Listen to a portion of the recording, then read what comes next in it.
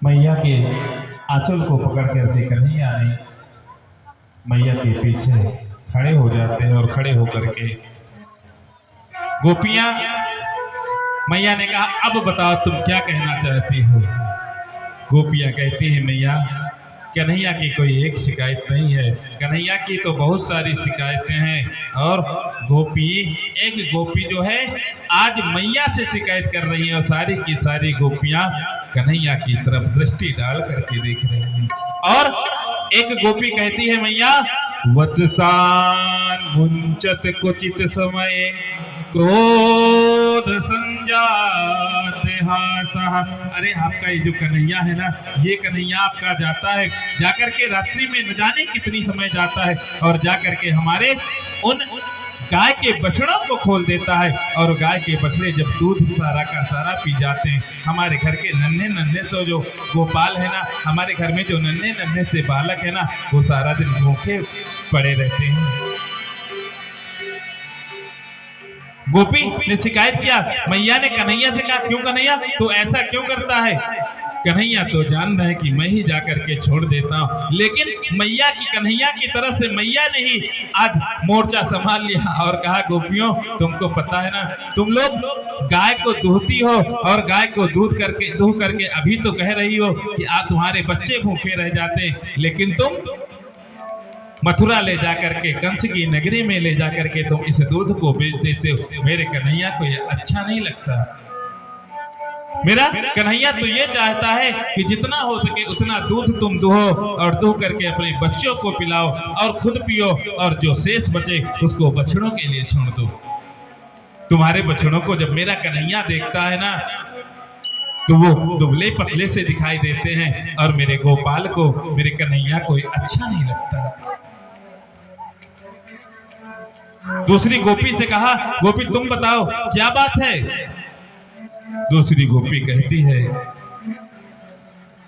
सर्वे मिथ्या विशंसिना यदि सत्य गिरस्तरहि समक्षम पश्य में मुखम। हे मैया, ये आपका छोटा सा लाला जाता है, हमारे घर में छोटे छोटे से बालक रहते हैं, उन बालकों को जब सोते रहते हैं किसी की चोटी पकड़ करके किसी को झटका दे देता है। जब छोटे छोटे से बालक रहते हैं उन बालकों को चुटकी काट लेता है और जब रोने लगते हैं इसको बहुत मजा आती है। तीसरी गोपी ने कहा मैया कन्हैया जाता है, जाकर के जब हम यमुना के किनारे जल भरने के लिए जाते हैं हमारी मटकियों को फोड़ देता है और जो हमारे घर में जो मटके रहते हैं उन मटकों को फोड़ देता है।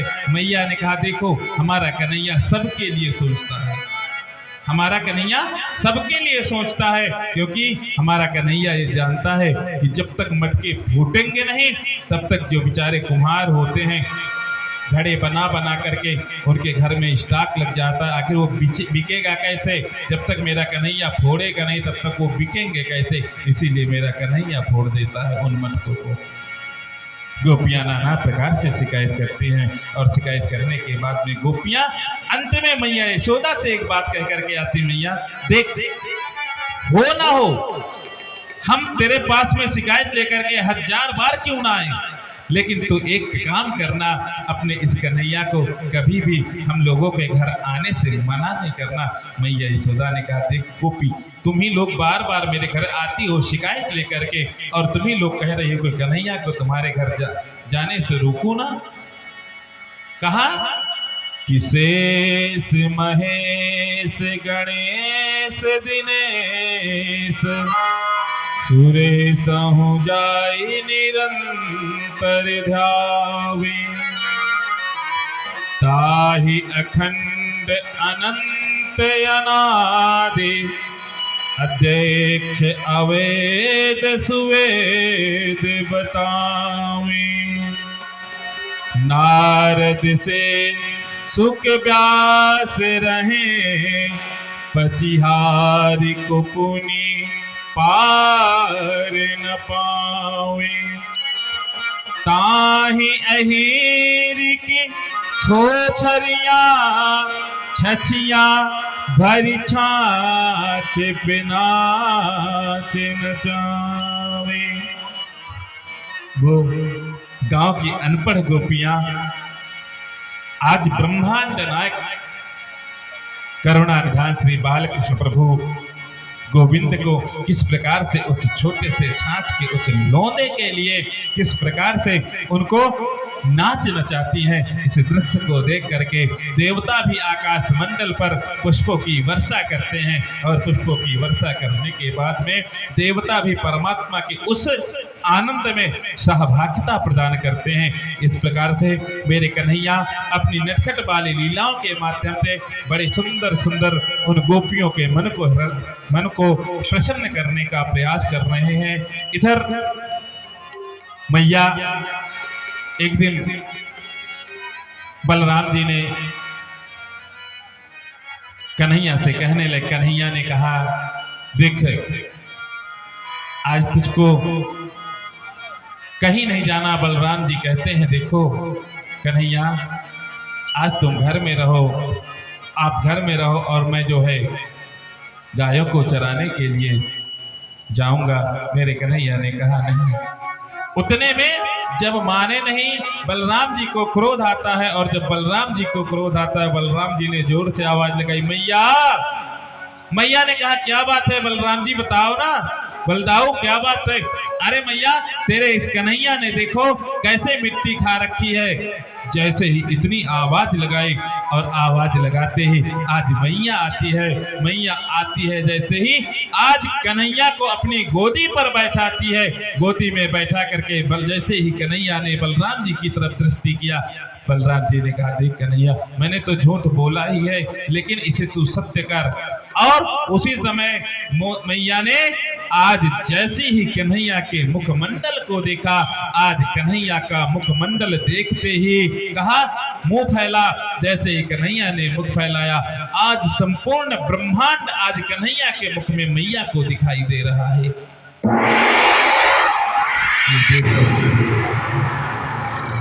यह देख करके आज मैया मूर्छित हो जाती है।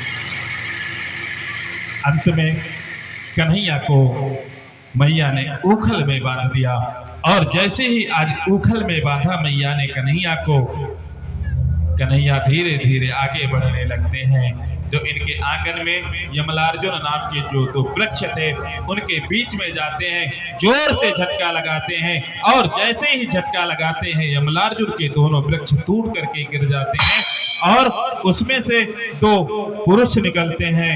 और जैसे ही वो निकलते हैं उसी समय मेरे कन्हैया ने पूछा आखिर आप हैं कौन, आखिर आप हैं कौन। तब वो यमलार्जुन के दोनों वृक्षों ने कहा मैं नलकूबर और मणिग्रीव हूं। कहा आप नलकूबर और मणिग्रीव हैं, आप मेरे आंगन में क्या कर रहे हो। उस समय उन्होंने कहा कि मैं रुद्र का हम सभी अनुचर थे। एक समय मंदाकिनी के पावन तट पर बारूणी पी करके अर्थात मदिरा पी करके हम स्त्रियों के साथ में हम क्रीड़ा कर रहे थे, जल विहार कर रहे थे।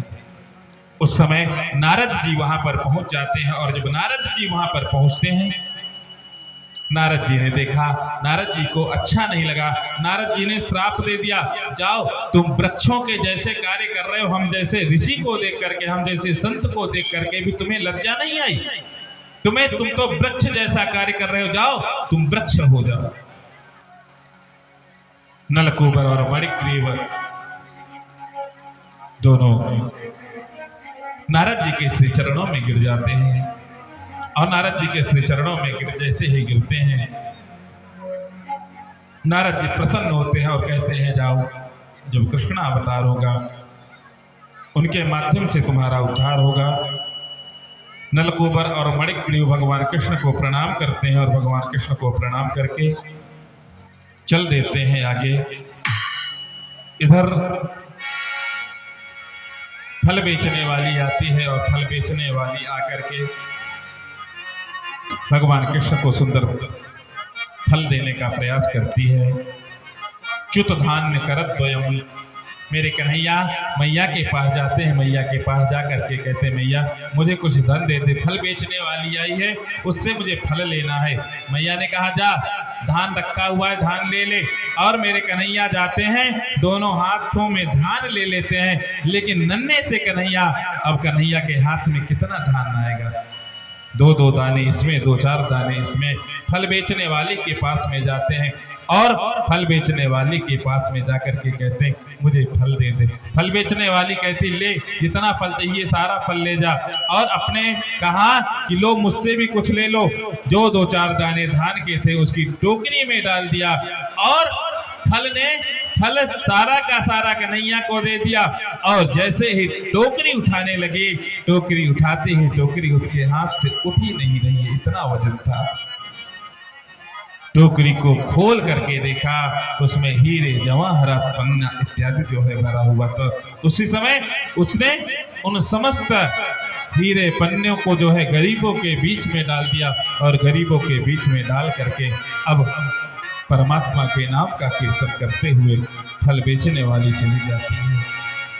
इस प्रकार से इधर कन्हैया ने बहुत सारे अपनी गोपियों को, बाल बालों को रिझाने का प्रयास किया, लेकिन मैया यशोदा, नंद बाबा देख रहे हैं कि दिन प्रतिदिन कंस किसी न किसी को उनके पास में भेजता है कृष्ण और बलराम को मारने के लिए। नंद बाबा ने कहा कि चलो इस स्थान को छोड़ करके चला जाए। उपनंद इत्यादि जो थे उन्होंने कहा, देखो एक स्थान मैंने बड़ा सुंदर देखा है जो कि जमुना जी के किनारे है और जहां पर तुलसी का समूह है। कहा उस स्थान पर चलते हैं, उस स्थान पर चल करके हम वहीं पर निवास करेंगे। एक कन्हैया के लिए इतना राज्यपाट, इतना वैभव, इतनी सुख संपत्ति सब कुछ छोड़ करके उस पावन गोकुल से वृंदावन की तरफ चल देते हैं और वृंदावन जा रहे हैं। अपने अपने छगड़ों को तैयार किया, अर्थात बैलगाड़ियों को तैयार किया। कहा जो कुछ विशेष सामग्री है उसको ले लो। लेकर के सभी लोग चल देते हैं उस वृंदावन की पावन धरा की तरफ।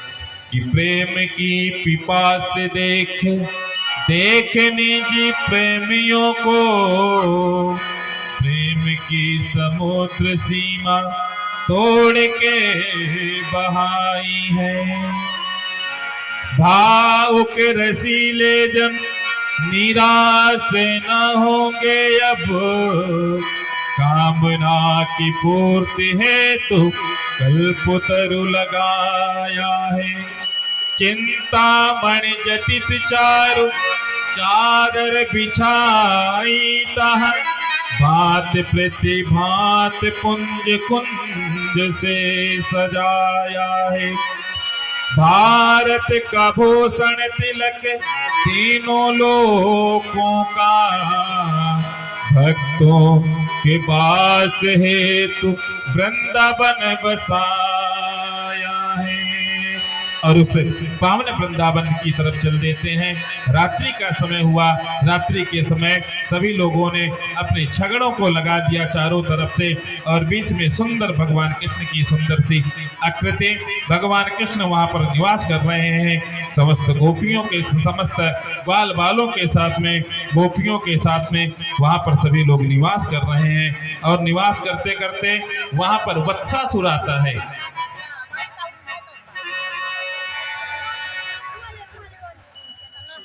वत्सासुर आता है और मेरे कन्हैया वत्सासुर का उद्धार कर देते हैं। और वत्सासुर का उद्धार करने के बाद में बकासुर का उद्धार करते हैं। और बकासुर का उद्धार करने के बाद में इधर किस प्रकार से अघासुर, ब्रह्मा जी को किस प्रकार से मोह होता है, कालिया जी का दमन। बोले वहां के बिहारी लाल की जय। आप लोगों के समझ में आ रहा होगा, आप लोगों को अच्छा लग रहा है जो बोल रहा हूं, समझ में आ रहा।